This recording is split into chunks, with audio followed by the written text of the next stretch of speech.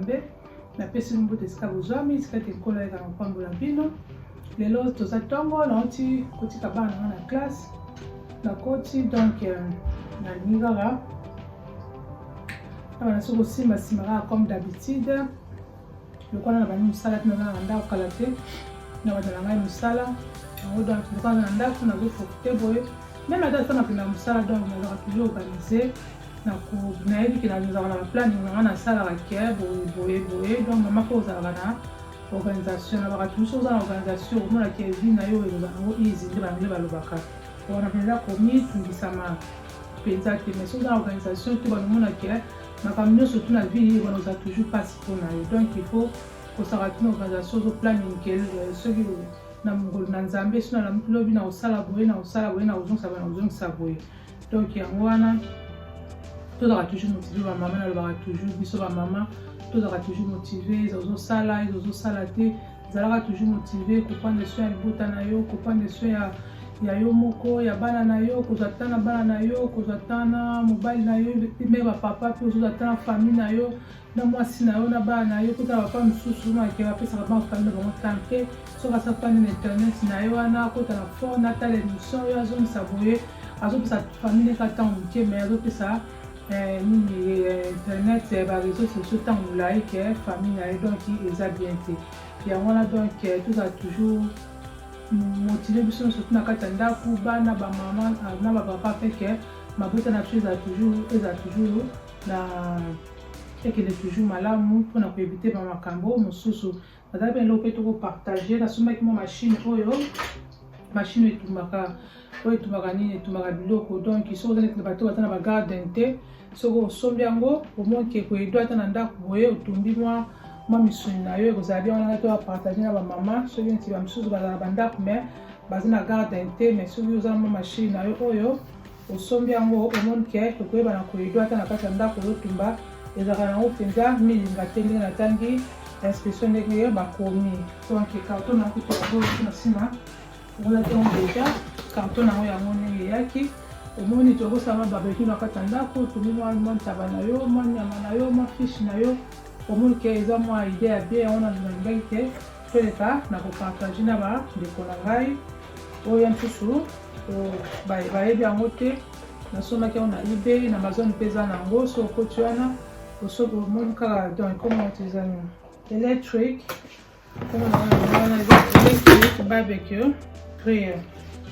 donc so okoti na ebay okoti na amazon okoyebana na komona yango donc lelo na olamba mwa biteke nango na dongolaki mokolo wana video nasalaka yango na olamba na okani na makabo ya pepe supu nasala mpe makabo ya sauce na okalinga nasala yango mwa sauce donc tokosala mpe mwa baking tokosala mpe mwa baking na otala mpe mwa badwa mpe na machine donc journée na biso esala nini eoleka nango topase journée na biso ensemble donc toza toujours connecté tokutani à tout. Sikoyo natia mafuta na ngai na moto mpona kalinga makayabu na ngai bitokitoki na ngai mpe yango wana natiango mama ya moto apres na koyeba nako sikoyo nakalinga makayabu na ngai oyo ezali makayabu ya capitaine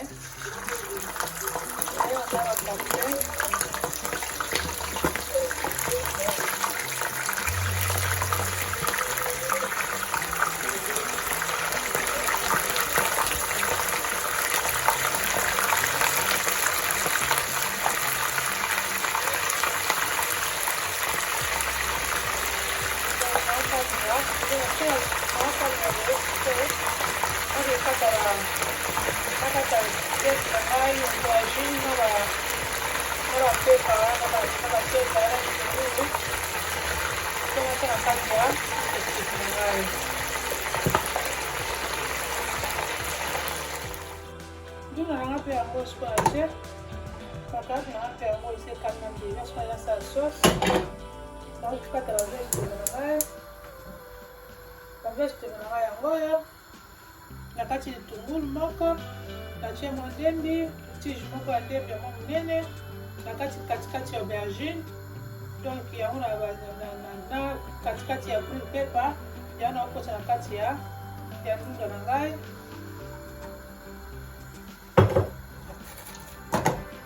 naotia mpe na mafuta oui soki oza mpe na mbila otie soki na mbila yango atiango na mbila natiango mafuta mpe mingi te bakanga mpona sante apres sikoyo nakotia natia sikoyo mwa mungwa na mwa nini na stock chicken natiango mpe mwa pilipili natiango mpe na mwa chicken stock ebele mpenza te ndenge ezala mungwa makasi te natiango mpe na mwa mungwa oyo pendant la banaki donc on va péter à qui les a bien ok pe kaka mingi te oya koleka ndunda so eleki mungwa ezalaka bien te soki na otya mwa mai apres soki nakalinga sauce na ngai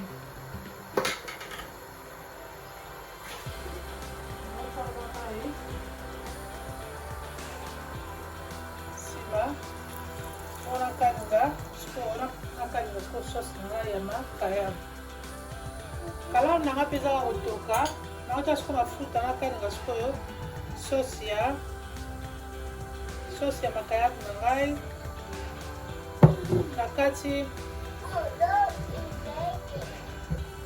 nakati nini bavegetable na ngai yango nakati katikati ya red pepper katikati ya green pepper mbebi moko ya munene na litungulu moko nakabolango katikati na aubergine mpe nakabolango katikati na celery yango naotia na kati ya nzungu nanga mpona banda kokalinga yango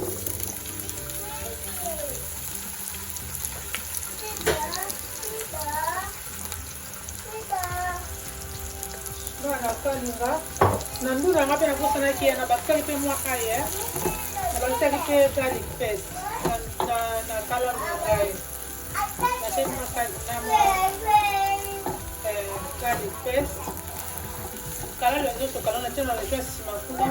eyetoka nango malembe siko nakalinga bavegetable na ngai naotiango mpe na tomate pile ndambu mingi mpenza te mpo makabu eza nango mingi te apres soki sauce nango ebeli nde nakoyeba sikoyo na kotia makayabu nango na kati nazwa tomate na ngai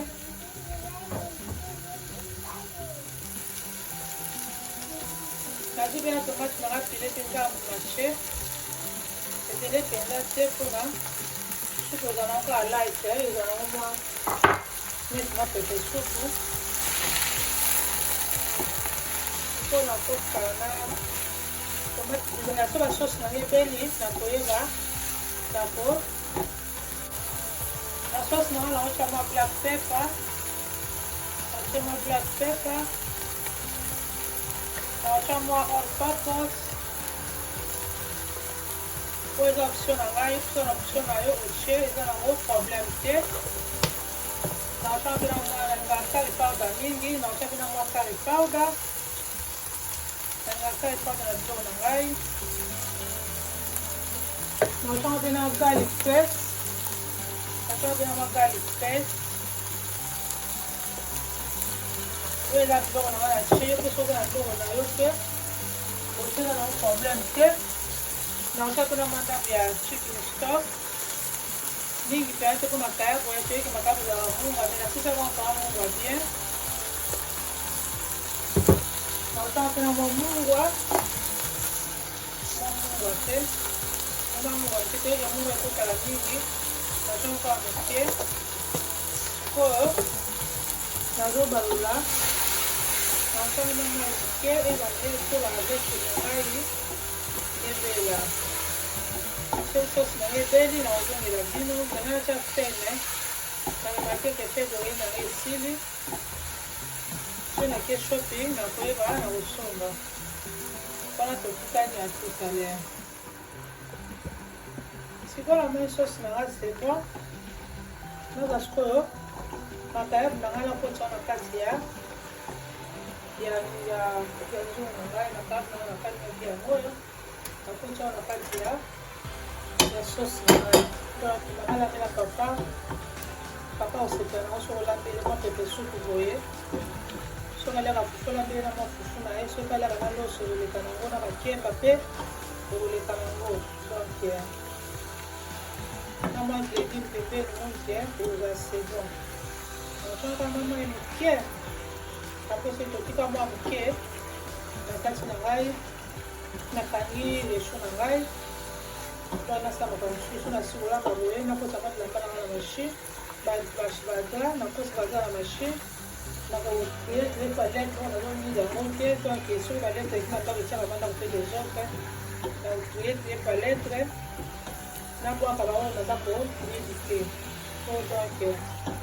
espèce ezala soki ndako eza kombe esalaka mpe bien te mpona nayaka toujours mpona komotive bamama na ngai baye mosu na ngai donc kolamba ya libota na yo koprendre soin na libota na yo akalabu na ngai yango oyo sikoyo natiaka mosusu mwa mai moke po esangana oyo soki olambeli mobali na yo opesi evinke mpe bana na yo boye bonlongo avec appétit mwa soso oyo eza kitoko makasi mama ekango mpona libota na yo natiaka mwa mai apres sikoyo te nako otoki mwa moke mwa soso etoka mwa moke mpona kanga resho mpe natiango feuille me naza na feuille te feuille na remarkeke fe esili so nake shopping nakusomba feuille pièce maitalia donc ma best friend azala always there. How are you? How are you doing?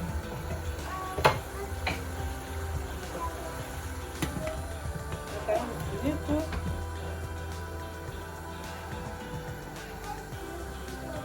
Siko natala pe kalamu na ngai.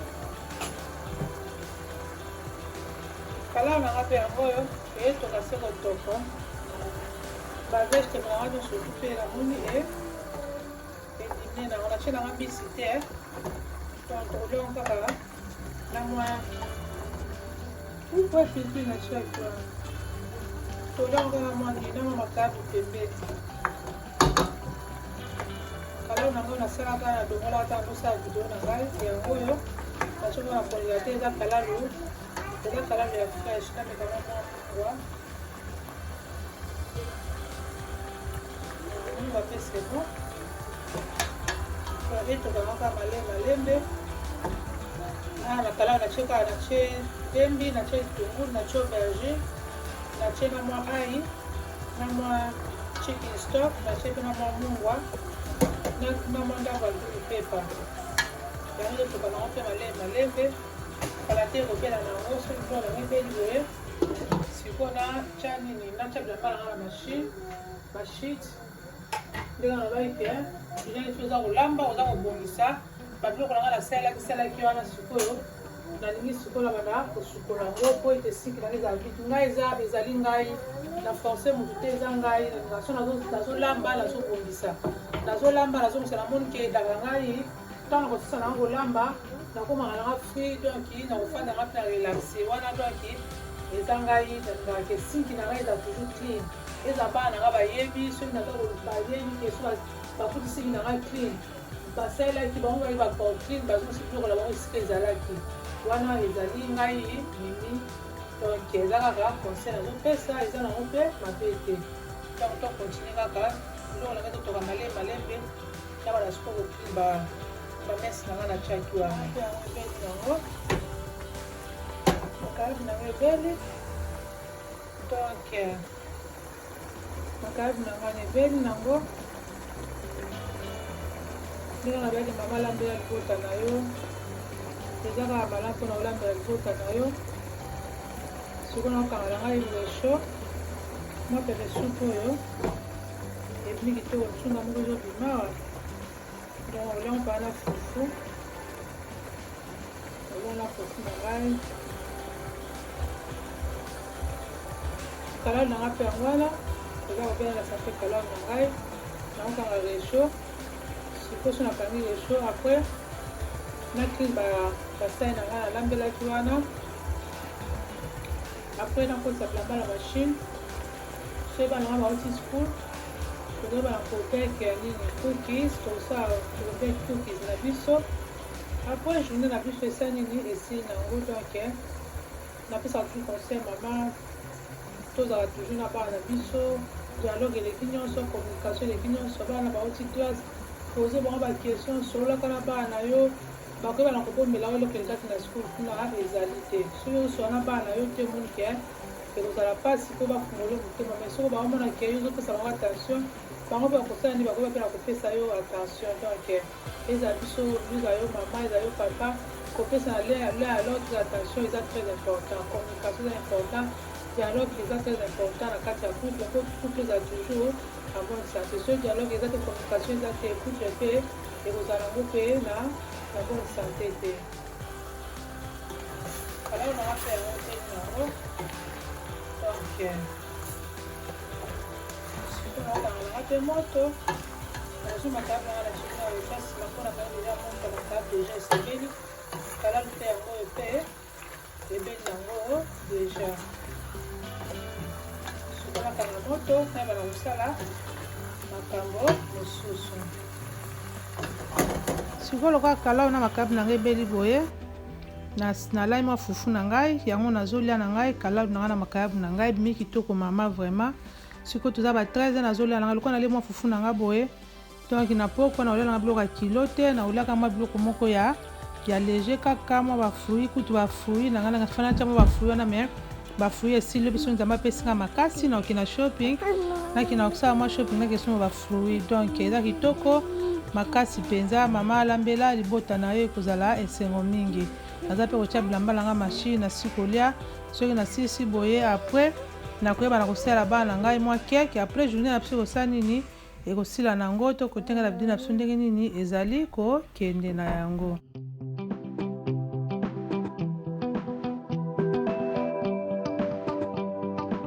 sikoyo nasi kolamba mwa makayabu na ngai ya sauce na mwa ndunda na ngai nalabaka toujours jeune fille oza kolamba oza bomisi ozolamba po efacilité otango osilisa omo kozala mosala te rechu na ngai nanga nasi naniki na ngai kitai moto naniki deja rechu na ngai omo sisi na ngai mpe deja si nabongisi na ngai deja sisi na ngai mpe eza nango te donc natie bilamba na ngai na machine sikoyo nasala nini nalingi sikoyo nasala tosala na baking nasala mwa cookies tosala mwa cookies après so nasali mwa cookies na ngai nasali bana mwa cookies naso naza na makasi na balete nango balete ekono ebele mpo nakatakata wana nazomidi te po nabimisa libanda na bwaka po soki te na ndako esalaka mpe mwa ndako desordre donc yango wana tokontinue kaka na video na biso sikoyo naye nasala bana na nga mwa cookies na cookies na biso toza na besoin ya farine toza na besoin ya vanille eswa toza na besoin ya maki mibale toza na besoin ya mwa mungwa toza na mwa besoin ya baking powder toza mpe na besoin ya white cookies wana tokotia toza na besoin ya demaki besoin ya bol mpe toza na besoin ya bata toza na besoin ya sucre oki kotia sucre ya pembe upe oki mpe kotia sucre ya chokolat soki oza na sucre ya pembe te yango na sikoyo na banda sikoyo kosangisa biloko na ngai apres soki nasilisi nakoyeba na kosala nini nakoyeba na kotianga na kati ya four na ngai to konteka de video ezali kokende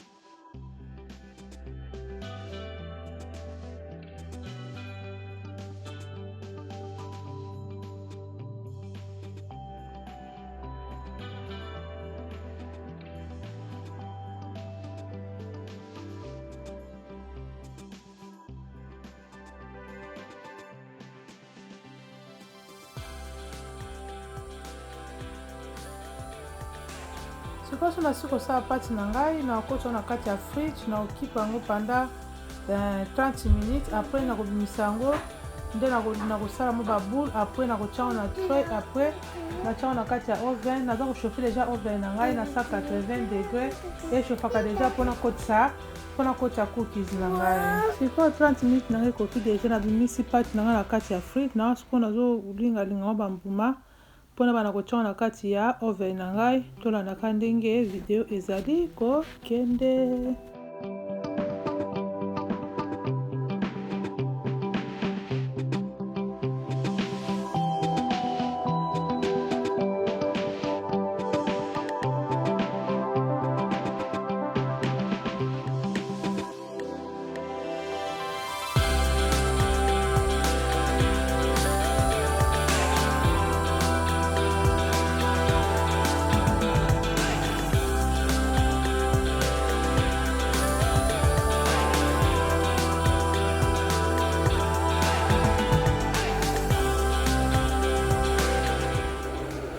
Ok, nakomi nanga na suka cookies na biso mpe yango oyo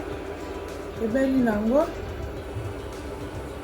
Donc toza so baprofessionnel te tozotry na biso kaka tozotry kaka ti tokona teka baprofessionnel. mama moko ozala créative ozokeye mpona bana na yo olosombaka odepense bambongo ebele neti boye so enga aza na bana ebele boye so nasonga na shop na odepense ebele so nasali bango boye omake bakoenjoy na bango. Donc nakomi nanga na suka video soki bosepe na video na ngai mwa vlog nanga na tali nalambi ekipe na nanga na machine. Donc bozanga te na kolake kopartage kokomanteni kosala ndenge mosusu bokomeli ngai mpe soki boza pe na makambo soki olingi